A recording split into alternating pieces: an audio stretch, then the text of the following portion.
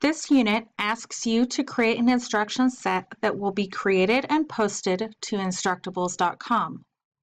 Before we get started talking about writing instruction sets, I want to introduce you to usability. Usability is a term technical communicators and usability experts use to talk about the usable quality of a thing. A lot of items around you go through some kind of user testing. If they don't, maybe they should. Think about cars you've been in. What aspects of those cars would you change? Car companies and a lot of other companies use user feedback to help improve products. Sometimes that user feedback is solicited from paid users in a controlled setting, like in a usability lab. Sometimes it's based on survey or informal feedback, like customer comments on websites or customer service lines. True usability testing, though, is in a controlled environment that minimizes external influences that might affect the test. The big name in usability is Jakob Nielsen. You probably recognize that name from TV and other rating systems. Usability experts in many industries use Nielsen's ideas to help make better, more usable products.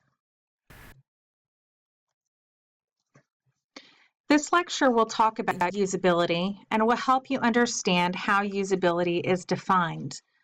We'll also talk about how to use usability testing to improve the quality of products and tell you why you should care. We already talked a little about what usability is, so now let's give it a more formal definition. Usability is the quality attribute of products or services that helps us to understand how good or bad something is. When thinking about cars, what kind of attributes are particularly good or usable, or not good and not usable? Usability identifies these attributes. The most important thing about usability testing, though, is that it's done before a final product rolls off the production line.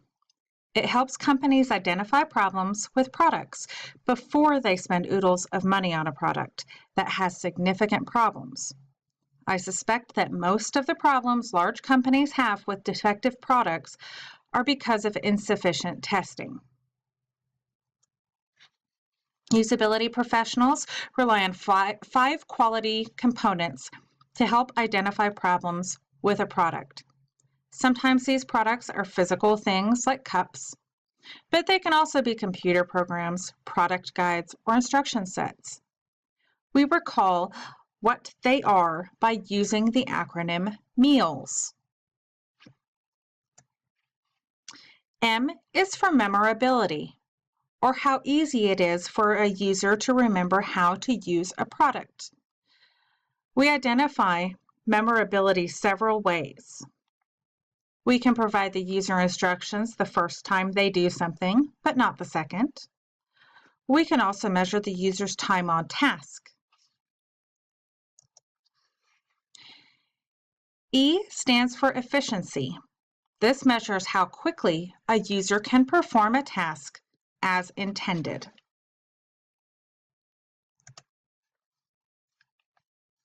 The second E stands for errors. This metric looks for how many times a user makes a mistake or needs help when testing a product. We also measure information like how long it takes for a user to recover from errors. L stands for learnability. How easy is it for a user to learn a given task?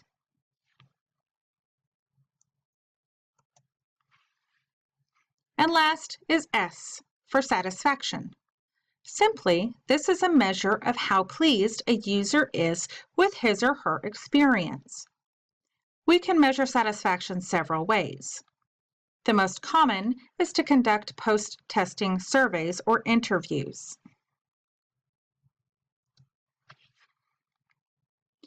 Usability testing is an important step in creating quality final products. We can theorize all day long about how to improve product usability, but the easiest way is to gather a representative group of people and ask them to test a product. Our friend Jacob Nielsen taught us that simply testing 5 users will catch 80% of products' problems. I'm not going to ask you to test your product, your instruction set, 5 times, but I am going to ask you to do so at least once. If you can test your instruction set twice, even better. So how do you conduct usability testing? First, you'll gather representative users.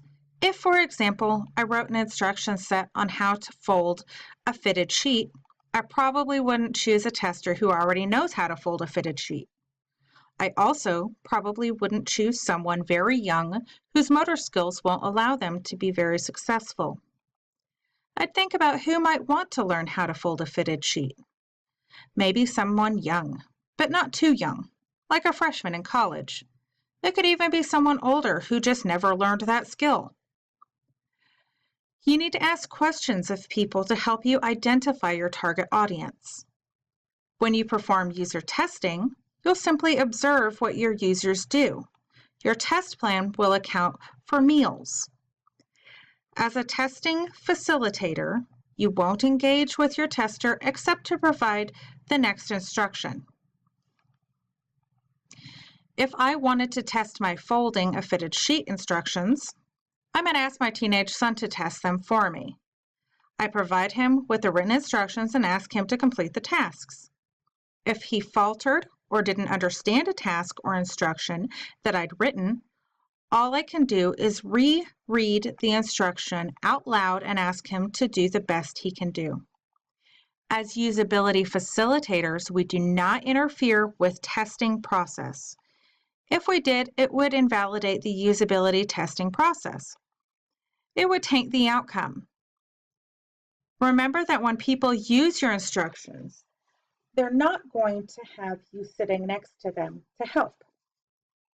Testing your instructions will allow you to identify where they fail, where they need clarification, and where rewriting, adding steps, or rethinking the process needs to occur. You'll also note what they say during the testing process. Where do they make sounds or express words of frustration? If they take a long time to complete or grumble a lot during step 3 of your instruction set, that indicates you have a problem with step 3. The problem is never with the tester, but rather the product being tested. In your case, it's the instruction set. User testing may seem complicated, but don't overthink it. You're simply measuring what people see, say, and do during the usability testing process. These 3 things are what you write down during usability testing. Unit 2 asks you to complete an instruction set that will be hosted on Instructables.com. Once you have decided what you will write your instructions about and write them, you'll want to set up a time to complete user testing with a representative user. You'll write your instructions, take your photos, and upload all of it to the site. This is your prototype, and it is what you'll ask your user to test. Make sure you're testing your instruction prototype in a realistic representative environment. For example, I wouldn't test my fitted sheet folding instructions in a work office. I'd choose my bedroom, living room, or laundry room. Make sure you're prepared for the usability test by understanding what you'll need to look for.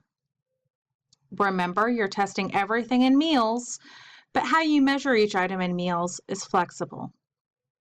Before testing, make sure you also understand how you're going to analyze and report your testing findings.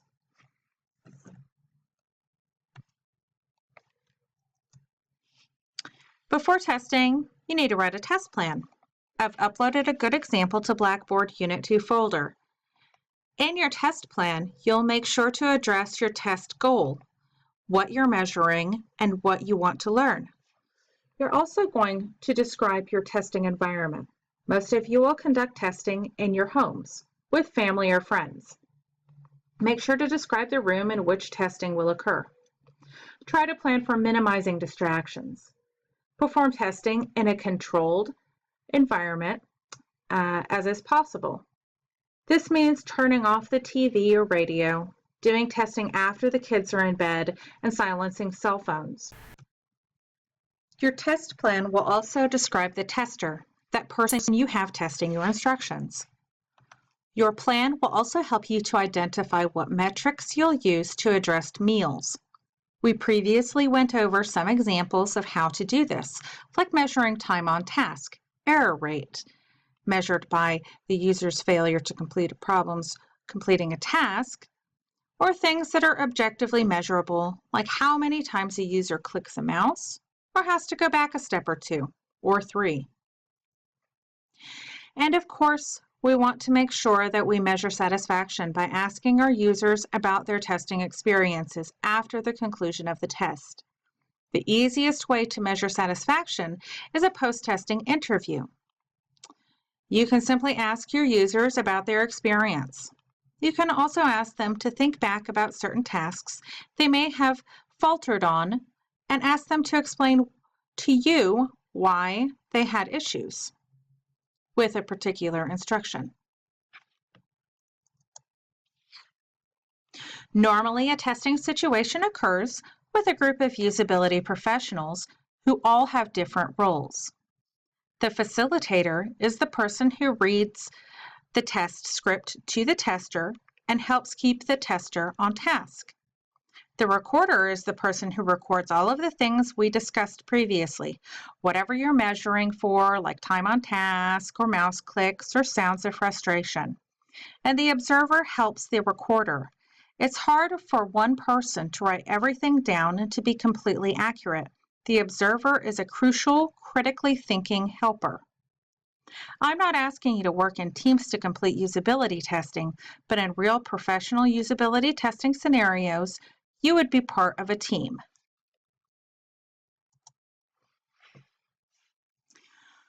When you begin your test script, you'll want to write a welcome to the tester.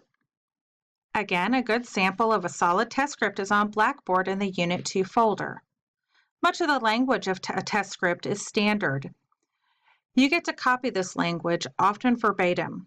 When you use standardized scripting or document language for a specific task, it's not really plagiarism. You're simply adhering to industry standards. Look to the sample for clarification about how to write your intro and test description, tasks, post-testing interview questions, and testing conclusion, and thanks to your user. When you write your analysis memo, you're going to address meals. You'll also reflect back on your testing situation and identify where the user faltered, indicating where your instructions failed or needed some tweaking. Take your cues from your user during testing.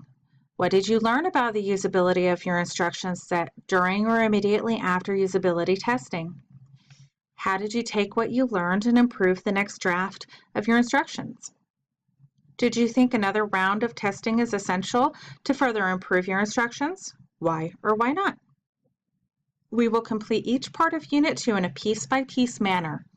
I'll send emails out to everyone with specific directions about what to complete and when. You can also look to our schedule posted to Blackboard. Remember that the schedule is tentative and subject to change, so check Blackboard frequently. Please email me with any questions. Thanks, and happy writing!